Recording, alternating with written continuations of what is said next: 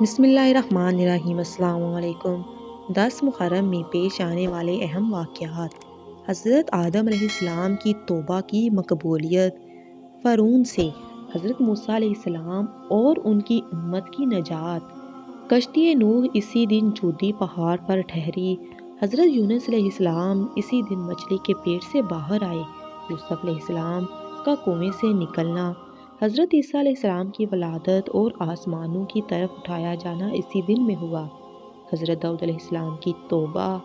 حضرت ابراہیم علیہ السلام کی ولادت، حضرت یعقوب علیہ السلام کی بینائی کا لوٹنا، حضرت آدم علیہ السلام کا نبوت کے لیے منتخب ہونا، حضرت ادریس علیہ السلام کا آسمانوں کی طرف اٹھایا جانا، حق تعالیٰ کا حضرت ابراہیم علیہ السلام کو خلیل بنانا، حضور اکرم صلی اللہ علیہ وآلہ وسلم کا حضرت خدیجہ سے نکاح بھی اسی دن ہوا، اسی دن قیامت قائم ہوگی، اسی دن میں